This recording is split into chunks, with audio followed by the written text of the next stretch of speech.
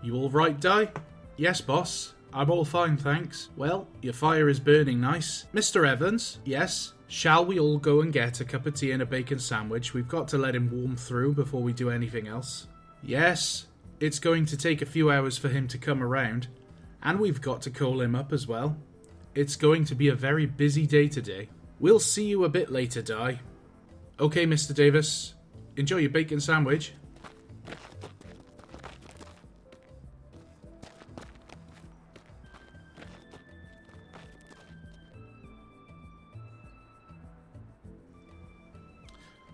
Oh, hello there everybody, and Merry Christmas to all of you. I'm so glad that you could join us for this video update. Over the last few years, many of you subscribers have left comments and most of them are asking the same questions, all about the current status of Over the Hills. Rather than replying to each one of these comments separately, and as well as giving a general overview and update of what is going on here at Angry Welshman Productions, I thought it would be a good idea to make a video update to cover all of the topics in one video. Seeing as I've got nothing else to do this morning while my crew have a bacon sandwich and I'm being steamed up, let's get cracking. Question 1. Why haven't you been as active on YouTube this year? Over the last couple of years, a number of things in my life has changed. I've got a new job, which meant a number of years completing an apprenticeship program. Me and my wife have also bought a new house, and we've become parents to 2 little boys, so it's been quite a busy time for us, and adjusting to this new lifestyle, and also contending with a global pandemic right in the middle of all of this, was quite a big adjustment to make. This year in particular has been a challenging year for me and my family. Back in March of this year, after we all caught COVID-19, I decided to take a hiatus from YouTube. Initially it was thought that this would last about 6 to 8 months. However, after some time, I decided that it would be best to continue this to make it a full year. I have to be honest, by the end of 2021, I was just feeling burned out with YouTube, Angry Welshman Productions, Discord, all of the social media side of it, and I just didn't feel that I was enjoying doing live streams or making videos anymore. It had just become a chore. With my family expecting our second child to be born back in April, I decided then that the time was right to take a step back from YouTube for a while. I haven't made a video or done a live stream for quite some time now. Thankfully, over the last few months, I have been feeling the appetite returning to me to get back to making videos and live streaming again, so I'm taking this as a positive sign of things to come. Some of you may have seen that a number of videos have been marked unlisted on my channel. And the reason for this is that I am currently reviewing what content I wish for people to see on my channel. Some of the content itself may be considered inappropriate or rude, and with lots of bad language thrown in the middle. Going forward, I really want to stop using and allowing bad language to be used in my videos and live streams. Now, I'm not saying that I'm perfect and that I will never ever swear. Believe me, I'm a sailor. This just isn't possible. But for the most part, I guess as I've grown older, my views have changed on the subject, and I don't really see it as appropriate to be including it in my videos. Some videos will return to public viewing, but some will not. Many videos are under review, and this process has already taken and will take quite some time. For the meantime, you can view all of the videos from Angry Welshman Productions by obtaining links to them, which are located in the Angry Welshman Productions Discord server, the link to which is in the video description below. Question 2. Have you done anything whilst you were on hiatus? For the most part, I have concentrated on my family, but I've taken quite a lot of voice acting roles in other people's series this year. Voice acting has been a way for me to keep my hand in the game without having the commitment of producing full videos. This has been great in the short term, but now it is time to get back into it properly. During the last 12 months I have played a variety of different roles, but most notably I have played parts in The Tales of New Wessex, which is a show created by Steaming Westward Productions. The story focuses on the engines and railways on the island of New Wessex, which is located off the South Wales coast in the Bristol Channel. Andy has done a truly fantastic job of world building and developing a unique story, one which I am very proud to have taken part in. If you haven't seen the series yet, I strongly recommend that you head over there to like and subscribe, and to watch The Tales of New Essex. Don't forget to sign up to his Patreon campaign as well. The link is in the video description below. Now that I've plugged his series on my channel, perhaps, Andy, it is time for a permanent voice acting role in The Tales of New Essex. I have also played a few different roles in a series called Rails to Refuge, which is a show created by Epicbanastard. The story focuses on the escapades of the Redwick and Chiltern Hills Railway, a line that is situated somewhere between Reading and Banbury. I have to say that this series is one that has really taken me by surprise, as it started off so sweet and innocent, and it has now become a real tearjerker, with some absolute moments of hilarity thrown right in the middle. Come on now, Ramsey. We're all mates here. No need to be shy. Get your cock out for the boys.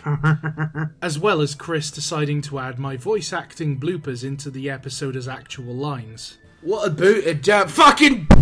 There's a fucking bee in you. Fuck off. If you haven't seen it yet, head on over to his channel and like and subscribe. The link is in the video description below. Question 3. When do you plan on returning to YouTube? Soon, hopefully. I am planning to have this updates video be uploaded around Christmas time, and hopefully on Christmas Day, and then to restart making videos and doing live streams again in the new year, January 2023. This is the second time that I've had to make this updates video. I started making it earlier this year, with all video footage filmed and audio lines recorded, and then I suffered a catastrophic hard drive failure. The hard drive which was being used for all Angry Welshman Productions video editing stuff was completely and utterly annihilated by some form of catastrophic error, and out of all the computer shops that I took it to, they all said that it was dead. So, thankfully, a lot of the older video making stuff I have backed up on another drive, so at least some of the older video making things I can salvage from an older drive, but most things will have to be redone from scratch. Question 4. What projects do you have planned? Over the last few years, I've been working in the background on a number of projects and script ideas, including Over the Hills, which I'll talk more about in a later question. I will also elaborate on some of the other AWP projects which are in the pipeline, and the current status of others, as well as by giving a very brief description of that project for those who may not be familiar with it. Virtual footplate live streams.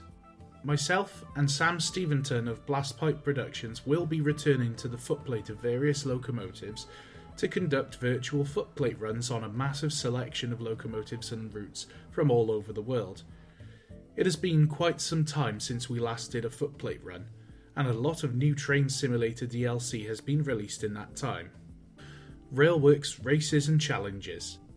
We shall be returning to YouTube with a whole host of new Railworks Races and Challenges, and we'll be joined by various other YouTubers whom you may recognise for their own works.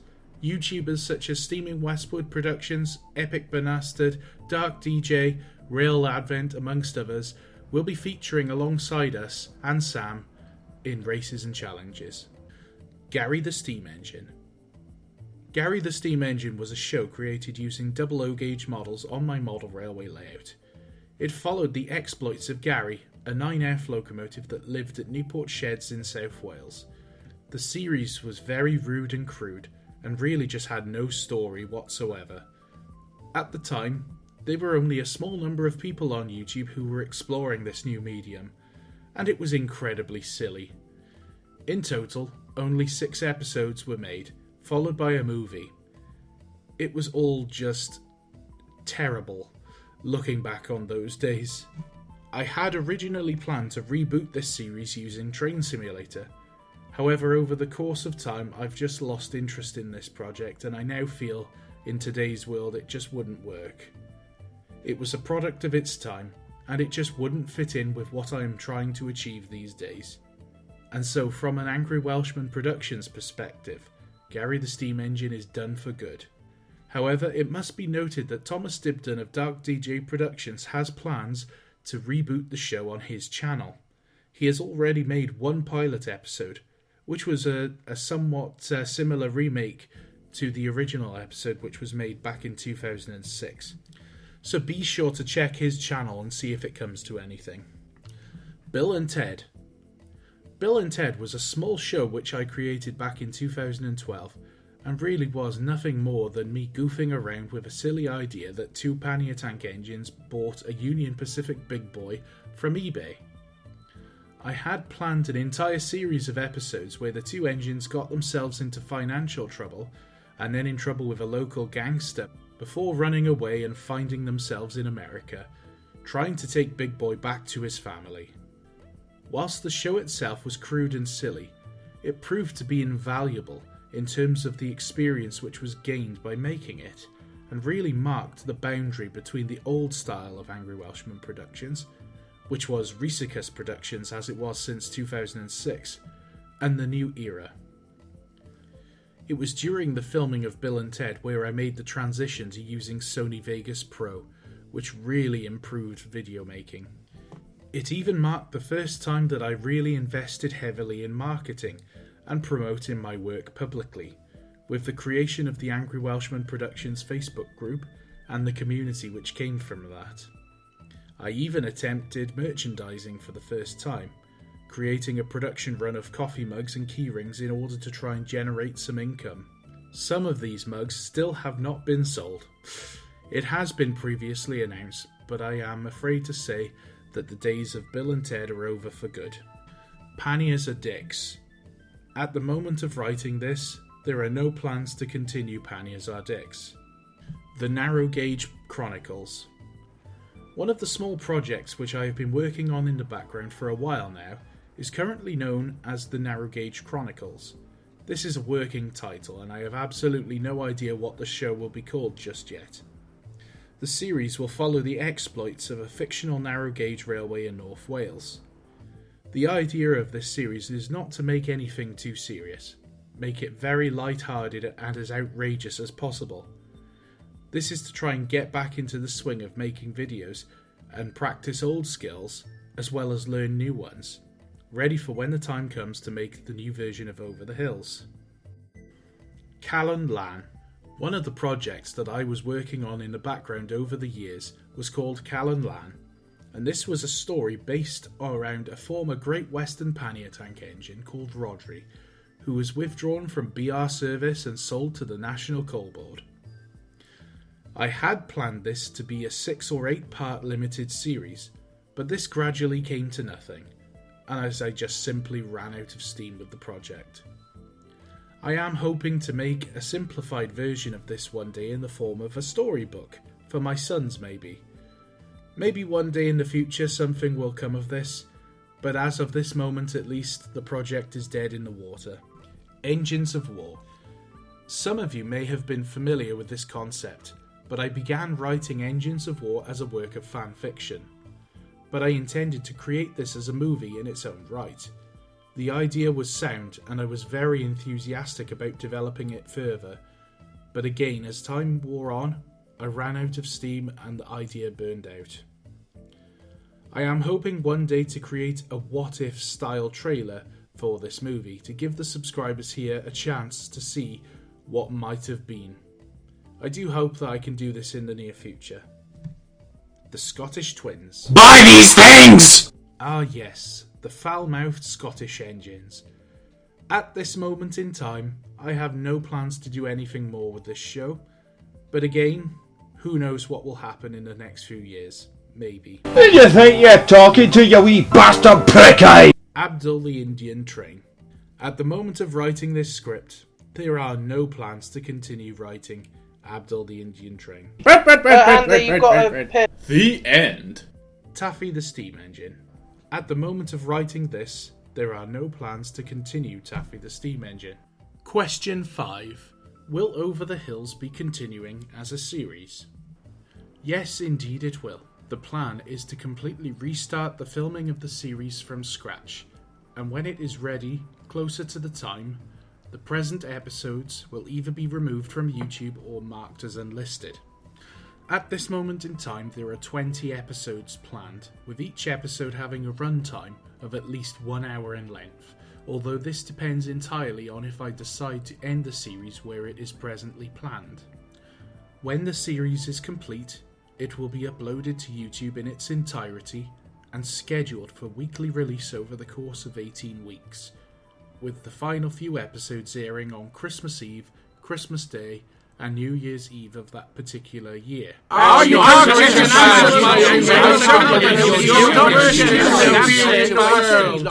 Whoa. I will answer that later on in this video, so you'll have to watch the entire video in order to find out the answer. Question 6. Why not just finish the series as it is? This was a very difficult decision for me to make, and I spent a long time pondering on what to do. However, I feel that it is right to start the series again from scratch, and this is for numerous reasons. One of these reasons is the availability of voice actors. During the filming of the first 6 episodes, the reliability of some voice actors, unfortunately, was questionable, and frequently caused delays in production. There are also voice actors who may have lost interest or given up in the project due to how long it is taking to produce, and for that I can only apologise to those voice actors. Over the last few years, I have lost touch with a lot of people who were planned to voice act, and I can only hope that you watch this video update and get in touch with me to let me know that you're still interested. When the time comes, I will be doing a much more in-depth audition process to find new voice actors. This is something that I have mentioned many times before, but this time I've held off doing them until the scripts are complete. I have had numerous attempts at casting various roles before now, but as the scripts have changed and so much since then, new characters have been added, changed or removed from what they were originally cast as, that the casting process essentially has to be restarted from scratch anyway. This gives more people a chance to audition to take part in the series as a voice actor, and to prepare themselves for the roles when the time comes. For example, if necessary, purchasing the required voice acting microphones, etc. The other reason why I've decided to refilm the series from scratch is also due to how much the game of Train Simulator has changed over the years.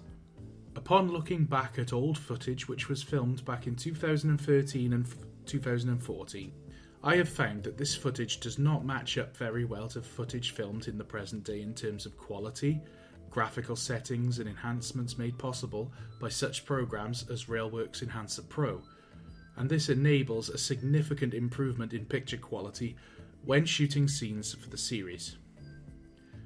The largest factor in making the decision to restart the series from scratch was the inspiration and research that went into the subject of early railway preservation, and it is my wish to add a much more in-depth backstory to the series. The level of detail and lore of the history of the railway and its geographical setting and background will really add a level of immersion which I don't think has been seen before in a series like this.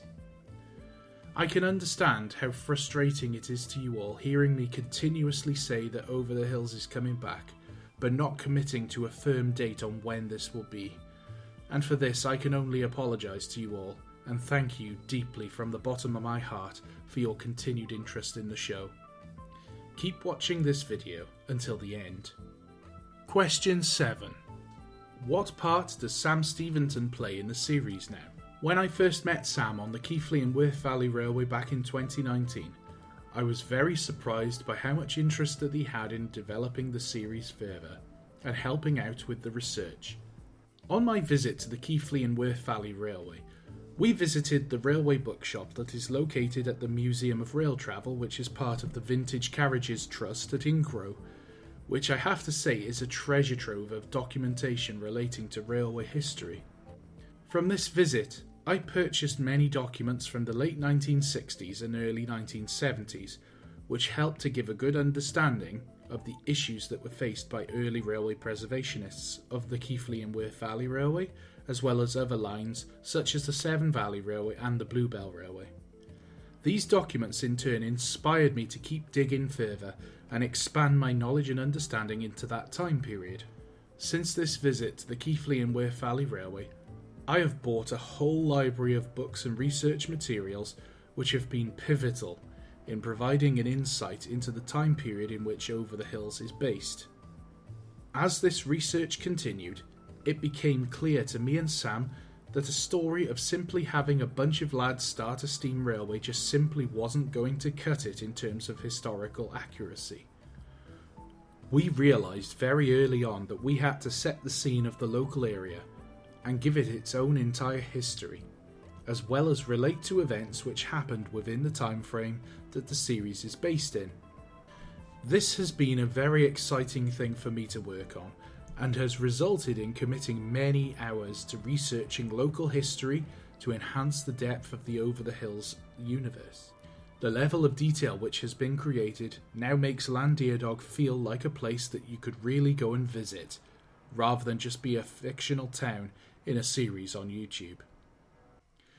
The plan as the series develops further is for me to create a book to be released alongside the series, which will be called The History of the Pennoeth Valley, and this will tell the story not only of the railway, but of the towns, the industry and the society of the local area. I have really been enjoying working on this over the last 2 or 3 years, and it is by no means complete. Sam has also helped me through many hours of Discord calls in developing the timeline and bouncing ideas of ways to develop the stories further. I now consider him to be a co-writer of the show, although the series remains completely in my ownership in terms of copyright and ownership. Sam is also a train simulator developer, himself running Blastpipe Productions, and will be providing many of the reskins and edits which will help to enhance the series visually. Question 8. What is the biggest difference between writing Over the Hills then and writing it now?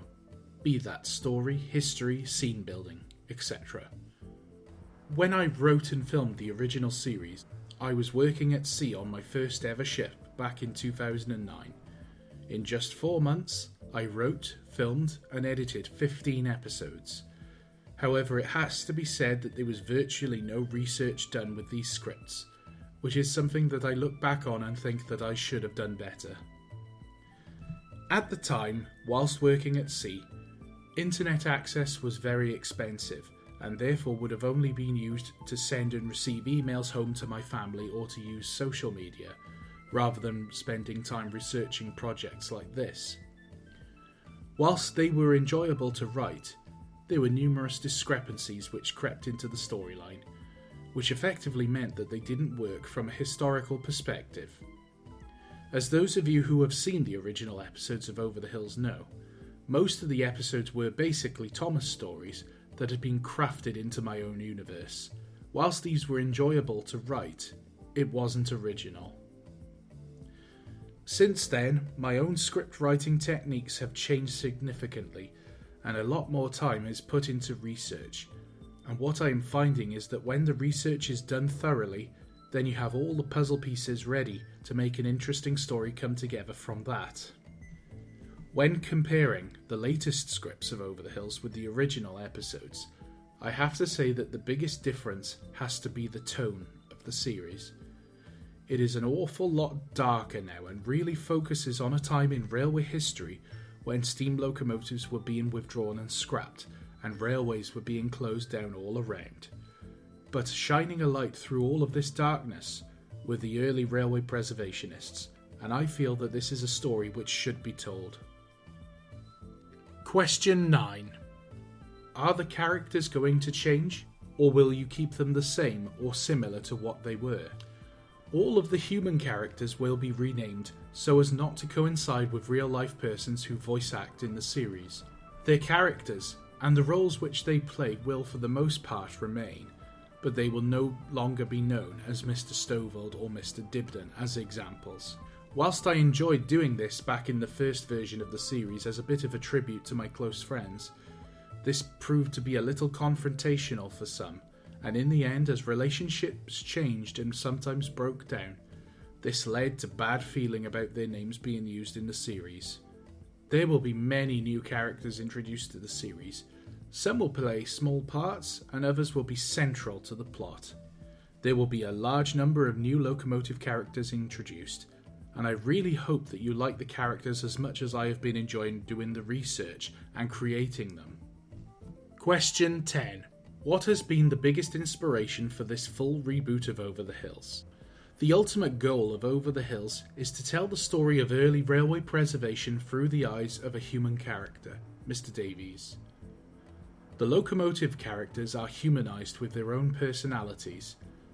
A huge inspiration for this series ultimately came from the original Railway series books that were written by the Reverend W. Awdry and later his son, Christopher. With that being said, however, the decision was taken very early on not to follow in the same pattern, which I have done so previously.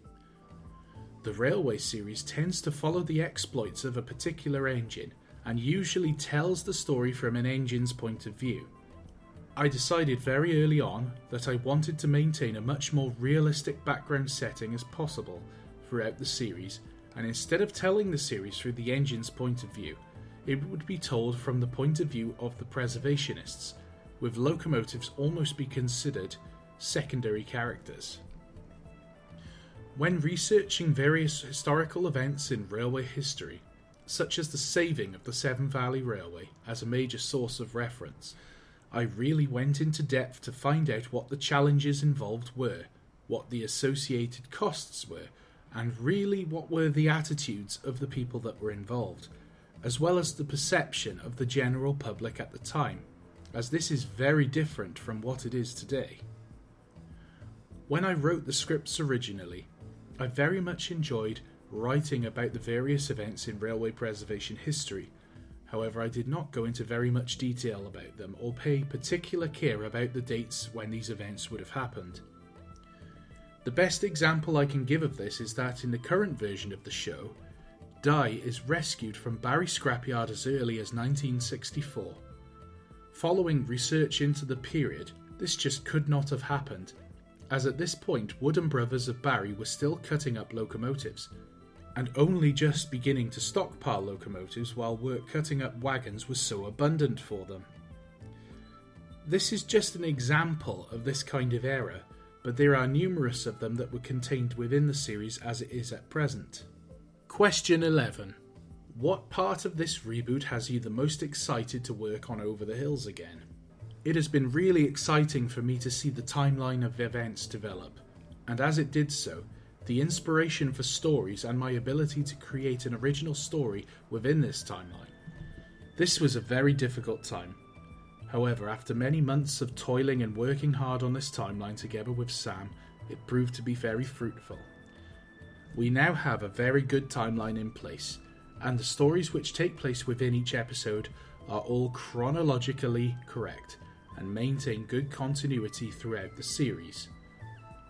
The ultimate goal of the series is to tell the story of early railway preservation and of the hardships and challenges that were faced by early preservationists. I feel that the new timeline is far better equipped for us to do that.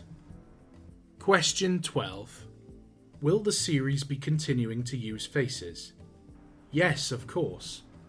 Back in 2015, I was approached by James Horrocks, otherwise known as JH55000, who himself is a 3D modeler and former developer of train simulator content.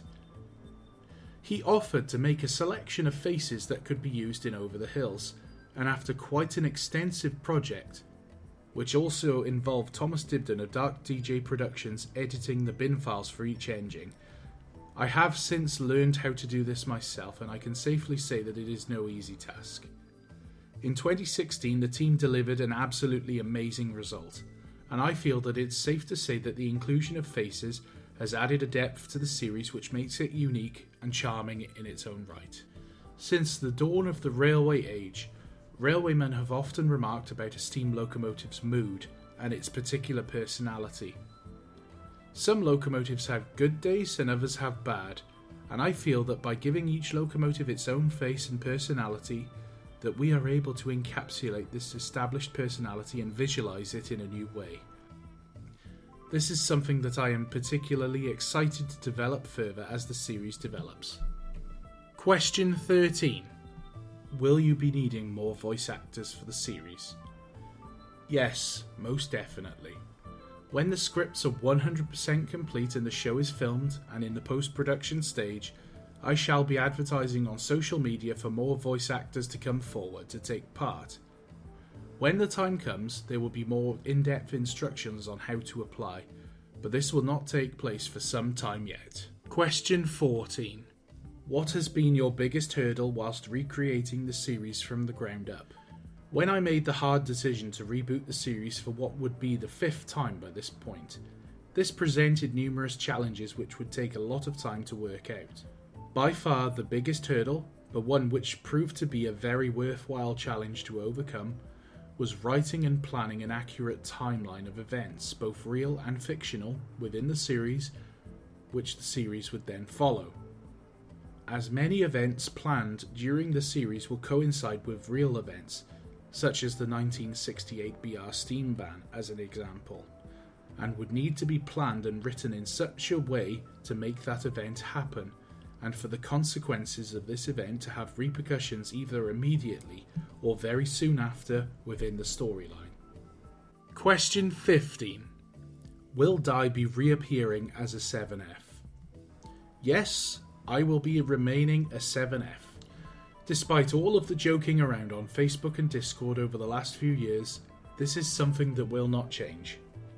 The character Di was created as a character when the original series was written back in 2008 and 2009, and the reason that he was named Di was because it was supposed to be a translation of David. Later, in the first reboot of the series, the story was changed slightly in order for Di to be renamed by Mr. Davies' wife and named after Di Woodham of Barry Scrapyard as a tribute to the man who inadvertently created the British heritage railway industry. The only reason that Di was a 7F in the first place was because back when Rail Simulator was first released in 2006, the only locomotives available were the 7F and the Black 5. A few years ago, when the Great Western 2800 class was released, I jokingly announced that Di would be reappearing in the show as a 2800. This announcement was met with much disappointment and disdain from the fans of Angry Welshman Productions, and it became very clear after this incident that Di as a 7F has been firmly established as a favourite with the fans of the series, and thus, for this reason, Di will always remain a 7F. Question 16. What locomotive will Stephanie be appearing in the series as? Stephanie has been the subject of many jokes in the Angry Welshman Productions community over the last few years, with the idea of never confirming what type of locomotive she will be continuing to cause speculation amongst fans even to this day.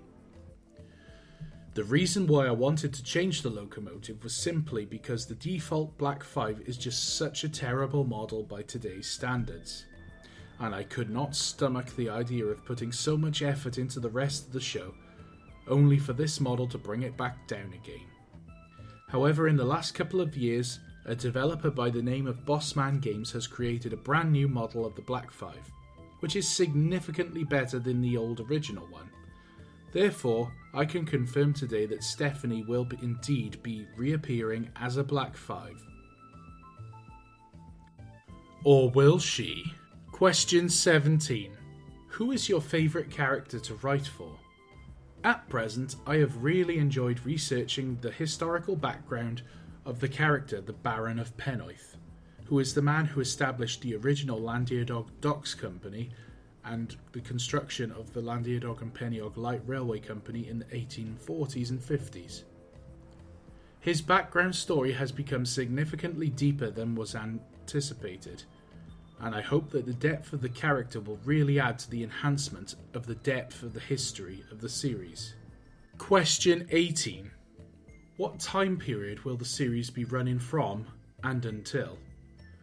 We will begin our story in 1960 and briefly run through the events which led to the closure of the line. Our story really begins in September 1963 with the establishment of the Penrith Valley Railway Society. Later, in September 1967, the Penrith Valley Railway Company Limited is formed, and we will follow their progress until approximately December of 1970. At the moment of writing this script, the planned end of the series is in 1970, but I haven't fully committed to this yet, and it is entirely possible that it will extend further into the future. I don't want to commit to this idea just yet, until I have the rest of the scripts complete. Question 19.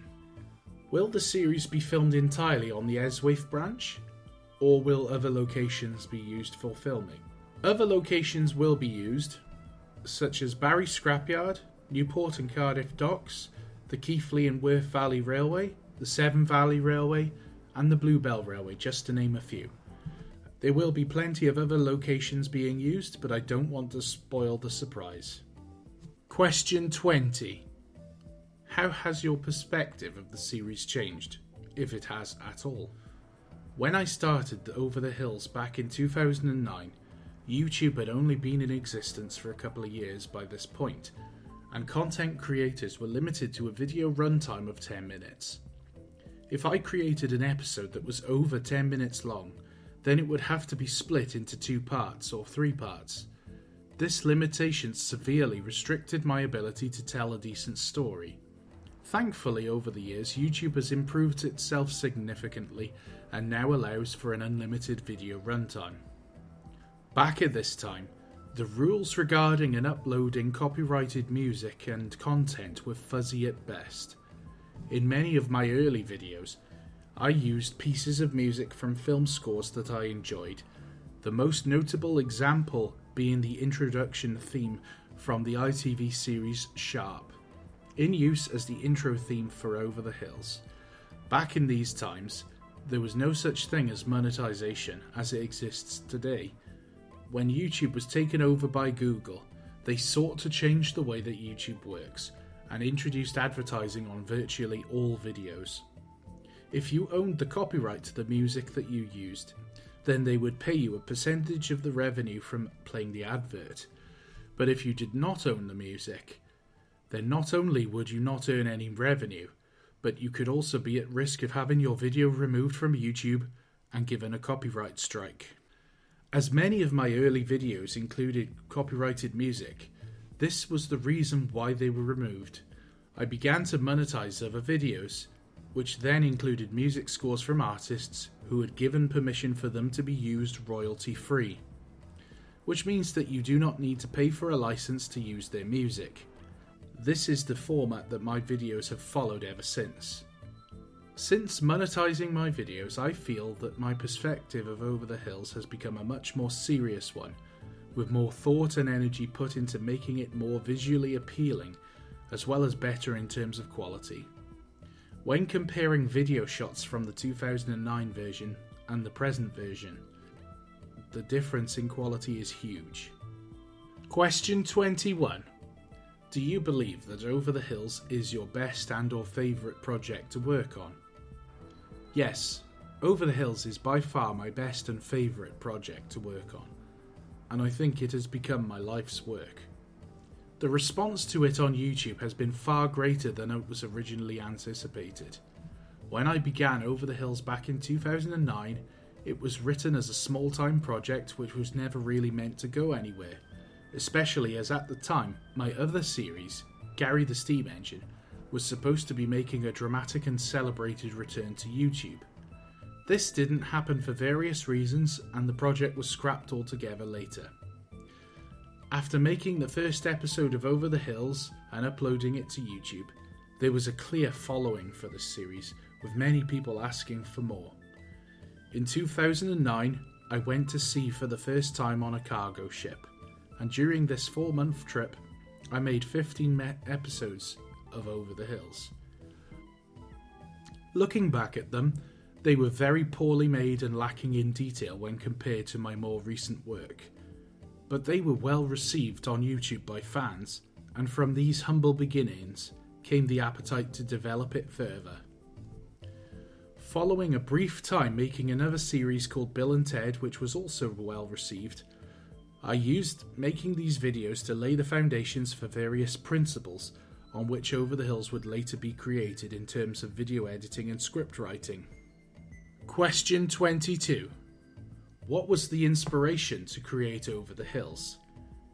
Inspiration for the series has come from various different sources, some of which are movies, series, railway and historical documentaries, as well as fictional stories such as the railway series by the Reverend Audrey, Ivor the Engine, and of course the infamous Titfield Thunderbolt. Other sources of inspiration have also come from the many hours of research that I have done into the history of the railways, the closure of railways, and subsequent establishment of heritage railways by volunteers. One notable example of this is the story of the volunteers that saved the Severn Valley Railway, and of the difficulties that they faced in doing so. So that covers all of the questions that were asked in the Q&A part of this video update. Now I shall cover a few topics which are related to Over the Hills. About 18 months ago, after already 2 years of negotiations with Caledonia Works, I was able to commission him to create Great Western Railway 813 for Train Simulator. This is a locomotive which is very much close to my heart, being the first engine that I fired, drove and did a series of firing turns on when it visited the Pontypool and Blenavon Railway back in 2007 and 2008. Since the locomotive was commissioned, I have bought several books in order to assist with research into the locomotive and other Port Talbot Railway locomotives, which will aid Caledonia Works when the time comes to create it in Train Simulator. The company Steam Sound Supreme will hopefully be recording sounds for the engine soon. When this is completed, the engine will feature in Over the Hills as a main character. Unfortunately, the locomotive itself is still laid up after suffering some damage during a steam gala, but hopefully they will have it fixed and running again soon. The commission itself is rather low down in the list of locomotives that Chris is working on at the moment, but it is hoped that he will begin work on the model soon. Whilst we are on the subject of commission work, I have recently commissioned Jordan Wotton of Jordan's Railway Simulator to create a large set of 3D nameplates and new headboards which can be used as child objects within Train Simulator for my series. These will be much the same as the faces in that they can be scripted on and attached to locomotives for filming purposes. Jordan has very kindly sent me some work in progress screenshots of these headboards and nameplates, and I think that you will all agree with me that they look fantastic, and they will really enhance the visual appeal of my videos. If you are interested in learning more about Jordan's work, then head on over to his Facebook page. The link is in the description below. Back in 2019, I set up a Patreon campaign in order to raise money to help fund various purchases and to help support Angry Welshman Productions in general. However, very soon after this campaign started, I found out that I was going to be a daddy for the first time. And I knew that this would mean I would get significantly less computer time, or time for Angry Welshman Productions projects or live streams. So at the time, I didn't feel that it would be fair to keep this campaign running, and I decided to refund all of the patrons who had generously donated towards the campaign. As I am now committing to returning to YouTube, I am planning to set up the Patreon campaign once again, in a much more revised sense this time, in order to help raise funds to aid some purchases which need to be made in order for Over the Hills to go ahead. The campaign is being set up this time as a single tier system. For as little as £1 a month, you can become a supporter of the channel, and this will give you access to the Patreon zone of the Angry Welshman Productions Discord server, which includes privileged access to the Over the Hills development channel on Discord, in order to keep up with the latest developments of the show as it is being made, among other unique channels. Early access to the finished episodes before they are publicly made available, whenever that will be. Early access to upcoming AWP videos, but this will not include live streams, I'm afraid. And lastly, you will be mentioned in the Patreon Roll of Honor, which will be played in the credits of each episode of Over the Hills when it is uploaded. Unfortunately, my previous desktop computer, the Death Star, is now obsolete and has been dismantled and sold off in bits.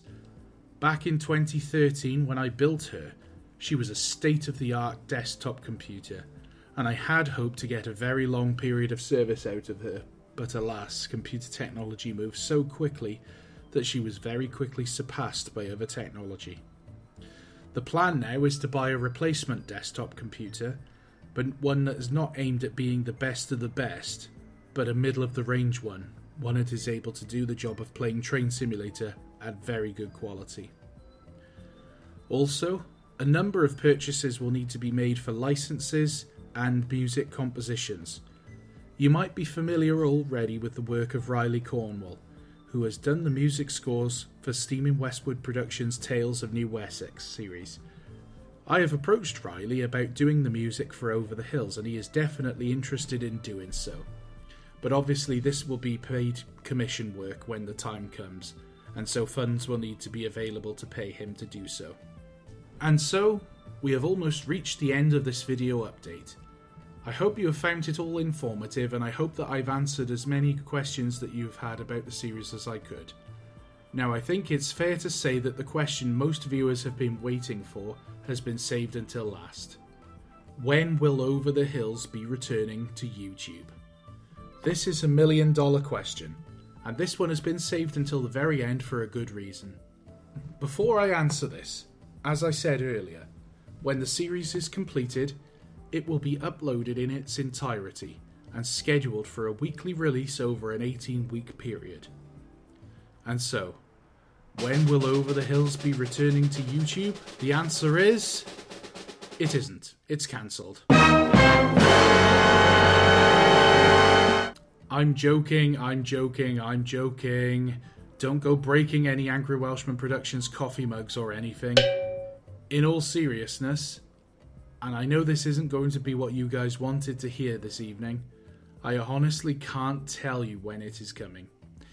And it is unfair for me to keep setting an exact date, because there are just too many variables at play here. This project is my magnum opus, and it will be the defining project of my YouTube career, a career which has almost spanned 20 years.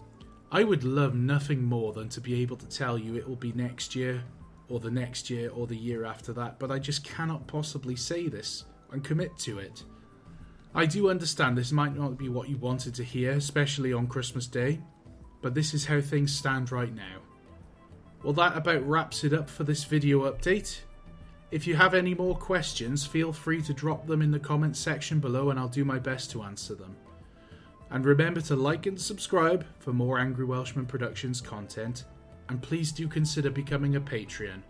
Again, just as a recap, for as little as £1 a month, you can gain access to the Patreon zone on the Angry Welshman Productions Discord, gain early access to the finished episodes of Over the Hills before they become public, gain early access to other Angry Welshman Productions videos, not including live streams, and for you to be mentioned in the AWP Patreon Roll of Honor, which will be played in the credits of each episode.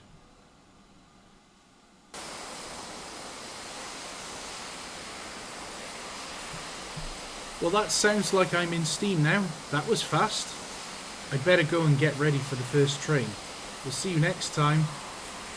Die? Yes, Mr. Evans? Who were you talking to? Oh, nobody. Nobody important. Come on, Die. Let's go and get the coaches ready.